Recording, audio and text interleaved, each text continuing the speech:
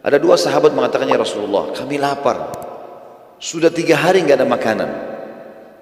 Jadi 3 hari ini sahabat puasa betul. Mereka, maksudnya di sini puasanya adalah bukan puasa yang seperti kita tahu. Mereka menahan diri cuma minum air putih, makan beberapa butir kurma kalau ada. Kalau tidak ada mereka tidak makan sama sekali. Dan untuk menghilangi lapar, mengurangi laparnya, para sahabat mengikat batu di perutnya. Rupanya sahabat yang dua ini datang dan mengatakan, ya Rasulullah, kami lapar, 3 hari nggak makan. Dan sekarang ini terus kerja, energi keluar terus, nggak ada suplai makanan. Lalu mereka angkat bajunya, lihat ya Rasulullah, ternyata di perut mereka ada 2 batu. Jadi himama mereka dibuka, ditaruh batu di dalamnya, batu besar, lalu dililit, lalu diikat supaya perutnya tertekan. Karena usus kita kalau tertekan kan laparnya mulai berkurang gitu. Yang terjadi adalah Nabi SAW melihat Nabi nggak banyak bicara. Nabi buka juga bajunya, ada 3 batu. Ternyata di perutnya Nabi ada 3. Artinya bahasa sederhananya, saya juga lapar, lebih lapar dari kalian, tapi sabar gitu kan. Waktu itu Jabir radhiyallahu anhu, Jabir bin Abdullah, tokoh yang sedang kita bahas ini, sahabat Nabi mulia, mereka lihat ke arah Nabi SAW. Dia lihat ke arah Nabi SAW. Waktu pas Nabi angkat baju, dia ada di situ.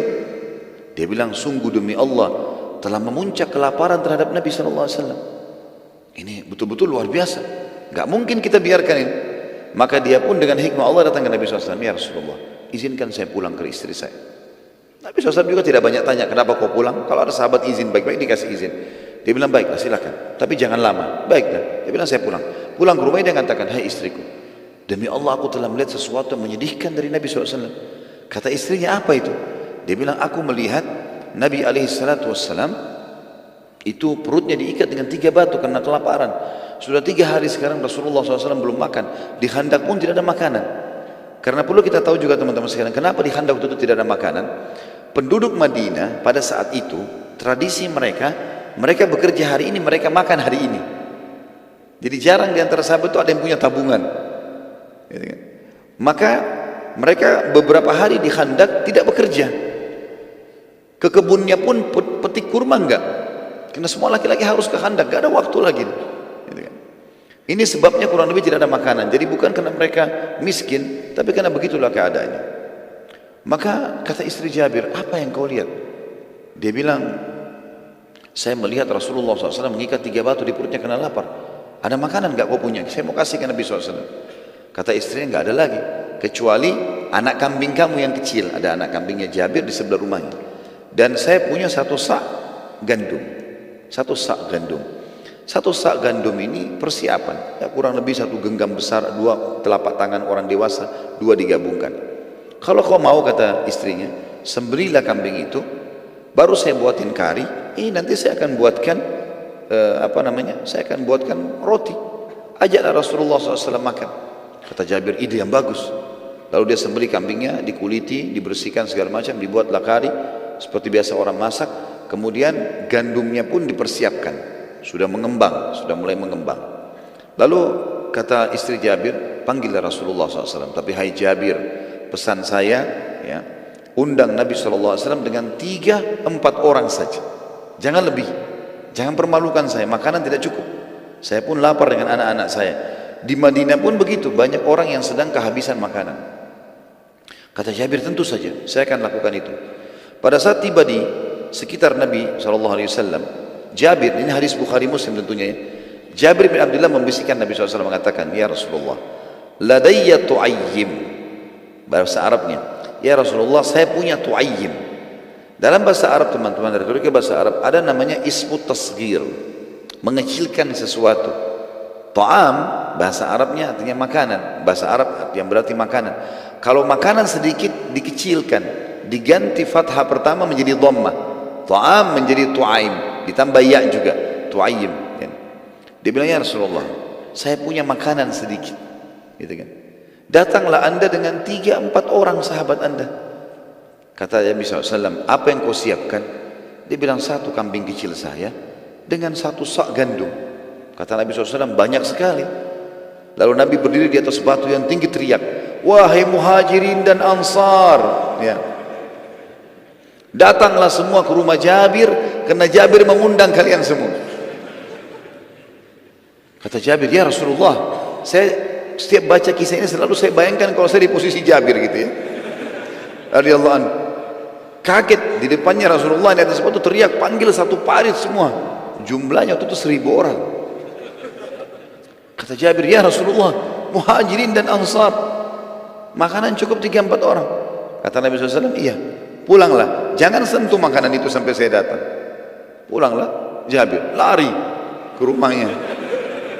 Dalam riwayat ini dikatakan sampai dia lari, lalu mengatakan dari depan rumah belum buka pintu, wahai istriku, kita dipermalukan. Ini bukan menjatuhkan Nabi SAW, tapi dia bingung. Maka dia mengatakan itu. Kata istrinya, kenapa? Rasulullah SAW mengundang muhajirin dan ansar. Istrinya bilang, kan saya sudah bilang tadi, undang Nabi sama 3-4 orang saja. Saya sudah lakukan, tapi Nabi ini perilaku Nabi. Istrinya cerdas, dia mengatakan, apa ada pesan Rasulullah SAW? Dia bilang ada. Apa pesannya? Pulang jangan sentuh. Baik, kata istrinya, jangan sentuh. Biarin Rasulullah SAW datang. Gak lama kemudian Nabi datang dengan 1000 orang nih. Ya, 998 orang datang sama Nabi 999 sama Jabir 1000 berarti. Datang, kita bayangkan depan rumah kita 1000 orang datang nih. Ya. Sebesar apapun rumah kita ini butuh tempat yang luas, makanan yang banyak, luar biasa. Kadang-kadang orang undang acara perkawinan 100 orang sudah banyak, 200 orang, 300. Ini 1000 orang, satu kota Madinah. Maka Nabi SAW pun masuk, lalu Jabir buka pintu, disuruh tutup pintu. Kata Nabi SAW, wahai Jabir, mana makananmu? Ini ya Rasulullah, ini karinya, ini baskomnya, tempat gandumnya. Kata Nabi SAW, baiklah. Nabi sentuh, ya, kemudian pancinya lalu mendoakan, gitu kan? Lalu berkata kepada istri Jabir, panggillah khabbazah. Khabbazah istilah bagi perempuan pembuat roti. Kalau membuat 1000 roti, 2000 roti, harus khabbazah banyak orang, mungkin lebih dari sekian puluh orang wanita yang harus bersatu untuk membuat kalau acara besar. Kata istrinya Jabir, ya Rasulullah, 1 sak saya bisa buat sendiri. Kata Nabi SAW, tidak, panggil khabbazah. Semua yang kau kenal di Madinah membuat roti, panggil. Istri Jabir pergi, panggil perempuan-perempuan, semua datang, ramai, tapi tidak disebutkan berapa orang dalam riwayat ini. Datang, lalu kata Nabi SAW, mulailah kamu, ditunjuk para wanita ini, cuilkan itu, jadi masing-masing mencuilkan rotinya, gandum tadi, cuilkan, kemudian dikasih sedikit di api, maka dia akan matang. Roti gandum cepat sekali. Ya, walau masih adonan, kemudian dikasih di api sedikit, sudah langsung matang dia. Kemudian Nabi SAW mengatakan, hai Jabir, saya akan sendokkan. Nabi yang sendokkan maraknya, ditaruh di wadah. Jabir yang tugasnya memanggil sahabat dan membagikan. Kata Nabi SAW, hai Jabir, panggil orang-orang di luar itu 10 orang. Masuk 10, nanti mereka sudah kenyang, sudah pula keluar, baru datang 10 lagi. Begitu terus sampai selesai. Kata Nabi, baik ya Rasulullah. Masuk 10 orang, gak boleh lebih. Tunggu, masuk 10 orang. Begitu masuk 10 orang, yang perlu digarisbawahi kata para ulama hadis, 10 orang ini, 1000 orang di luar ini, 998 orang ini, semuanya kelaparan sudah 3 hari. Jadi mereka sekarang makan untuk 3 hari yang lalu, ya. Dan ke depan belum tentu ada makanan, jadi mereka harus makan juga berapa hari ke depan, cadangan, kelaparan. Maka Nabi SAW tidak membatasi mereka, dituangin, robek rotinya, dikasih makan, masih lapar tambah lagi, sampai kenyang. 10 orang keluar lagi, 10 orang masuk lagi, begitu terus sampai selesai 1000 orang.